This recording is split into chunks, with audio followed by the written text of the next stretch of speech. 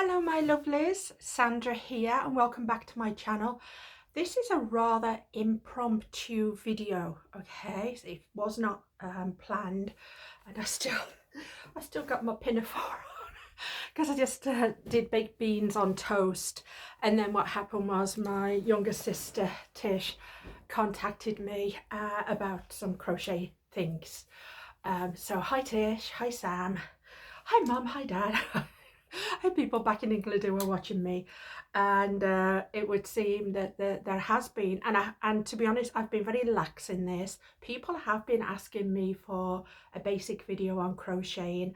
Now I'm not going to show you how to do the crocheting because there are YouTube videos. I'm going to put some links in the description boxes that you can click on or write the details down, and then you can go in and watch how those people are doing the crocheting, because that's how I learned. But this is about Crochet Basics. This is about the equipment that I think, now I've been crocheting for it's only been 8 months, but now I've been crocheting for 8 months. I've got a general idea of what does and doesn't work. Now I know that this one in particular is going to be for my mom, and she knits and she wants to know how to crochet. Now my mum is a little bit older, and my sister sent me through some pictures because they've been on Amazon and they've been looking at sets that you can get. Now whether you're my mum or not, you can in the early days get the sets. That's what I did initially, okay? But what I think is that the yarn that you get with it can be a little bit thin, okay? And I definitely know that as you get older, or even when you're starting, I think it's best to start with a thicker yarn, okay? And let me get, this is the yarn I get it from Joanne Fabrics, but I'm pretty sure that if you go to Amazon UK, if you're in England, you can get it from there. I haven't checked, but I think you can. This is called Red Heart, and it's the Super Saver, so it's not an exceptionally expensive one to start off with, but you get a big chunk of yarn. And this yarn is 7 ounces, and it's equivalent to 2 balls of wool. It is an acrylic, okay, so it's not a wool or nothing soft and fabulous, but if you are starting, there's nothing wrong with an acrylic, okay? It's thick enough. This is called a medium number 4. So and it says to use it with a 5mm hook or a US H8. Now that's for the pattern that they give you. This would be my recommendation to anyone starting crocheting. Get yourself a neutral colour, okay? Get yourself some neutrals. Get maybe a nice taupe and a nice cream of some colour, because if you start crocheting and you hate it, you've not spent a lot of money.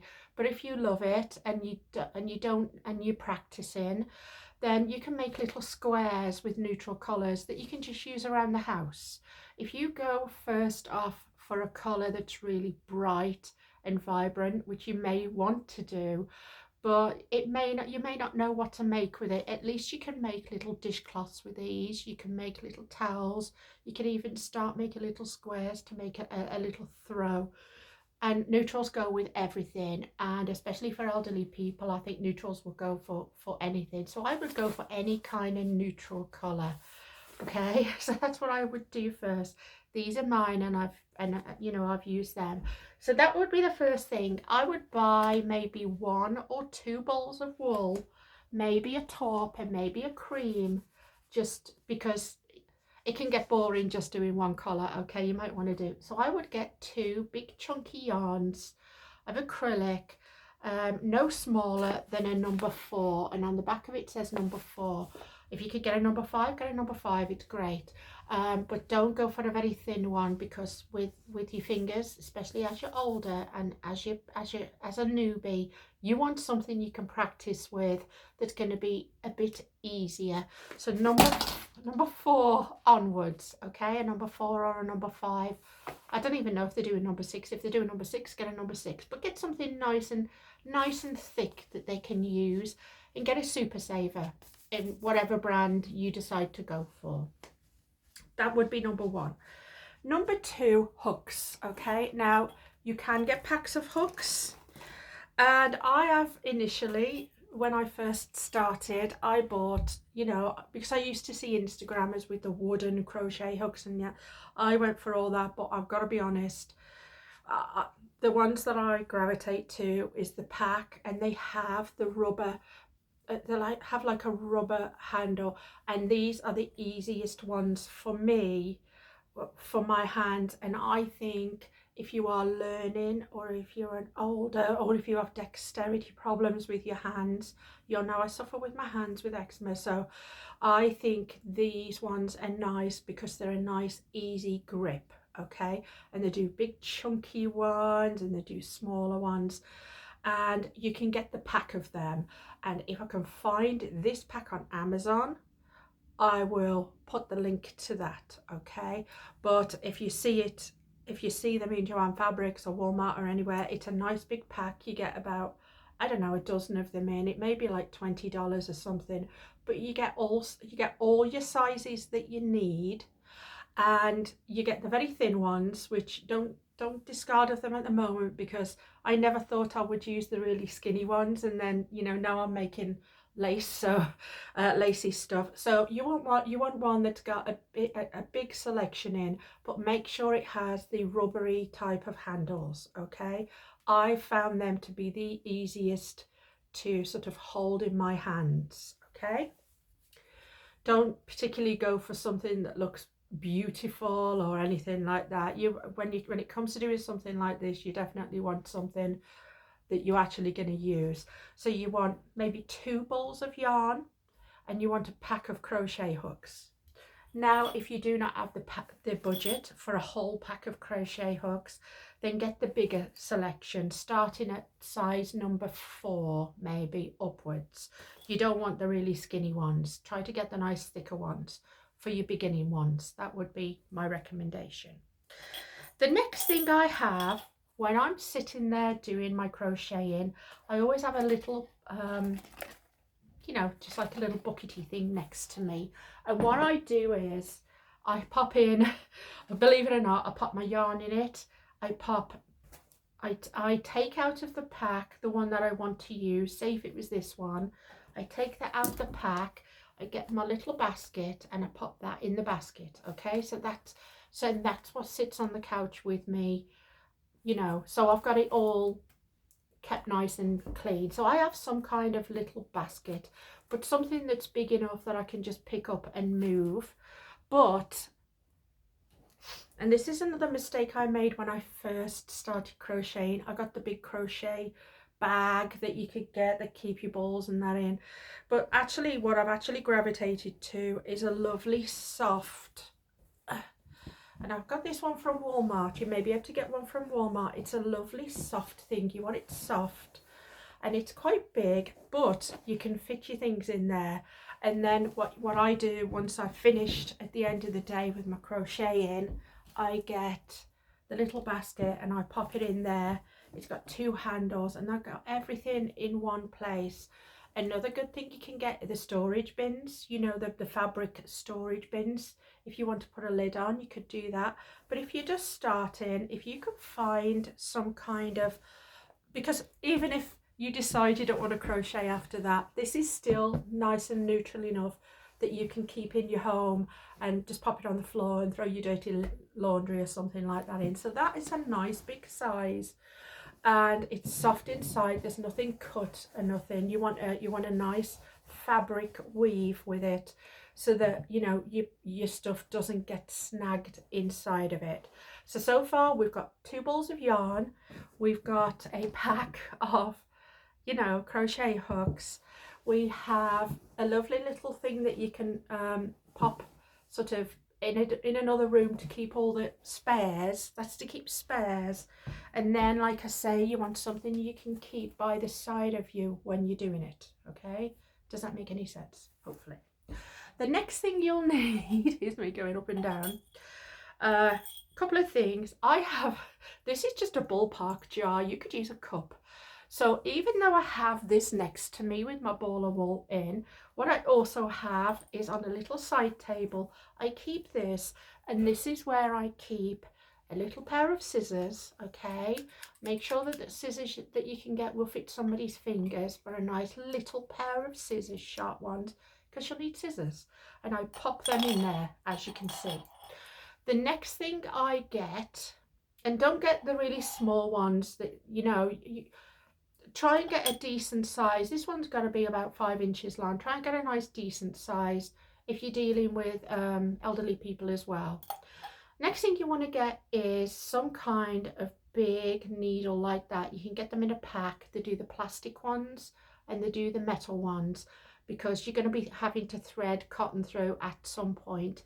So it's got to have this nice big thing there. Okay, so you don't need a whole pack of needles. You just need to look for a knitting or a crochet needle. If I can find some on Amazon, I'll definitely put links to y'all. But you know, I'll try and put links to stuff, but it has to have a nice thick, has to be thick enough there that you can put a nice thick yarn through it, and at the end it's quite blunt. Okay, so I pop that in that little thing. Another thing that you may want to invest in, and I'm glad I did, are these little things. You get them in a pack, you get all different ones, but what you do with these is when you get to the end of a line or something, or you need to count your rows or something, this just opens up and it just goes through, so you know where your starting and your ending point is. And that they're very good. I mean, they're plastic, they're just like little open things. And let me just get let's get this one. So let's get this one off. So if I was changing colors, or you know, even at the end of the day, when you're finished at the end of the day, you don't want to leave your crochet hook in your piece of work. What you do is you get it and you pop it in, and it stops it from all unraveling. So they're good, and they do them in different colors. You know, you get a pack with like 10 in, and so these are really helpful things, trust me. And then those go in your little cup or whatever. Mine is a glass, a thicker glass, but I can see what's in there then. And that is just a staple. You don't need anything special, just a nice little glass of some kind, something solid, or a little container that you know that you've got all the spares to what you need in there. So let me just recap, because I do go on a bit, y'all know. So I would get 2 balls of yarn, size 4 or 5 upwards on the scale, so it's nice and thick. Okay, I don't want no skinny stuff.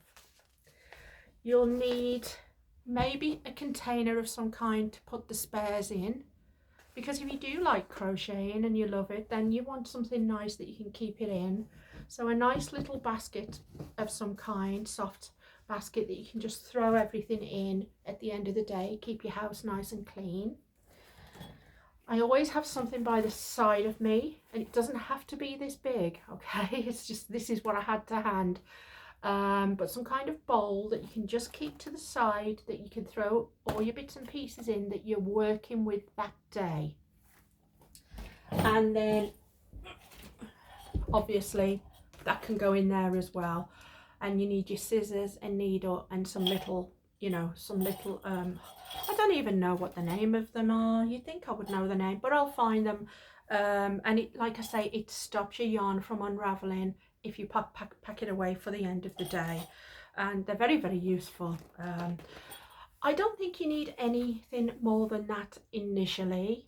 But I will put down some videos. I will put a link in the description to some videos, and I would start with just a basic square, just to learn your stitch and keep at it. Okay, it seems difficult at first, and in previous videos I've already said I started it, and I mean, I really wanted to learn how to crochet. I started it, couldn't get a hang of it with my fingers, because it is different from knitting. You're only using one hand for crochet.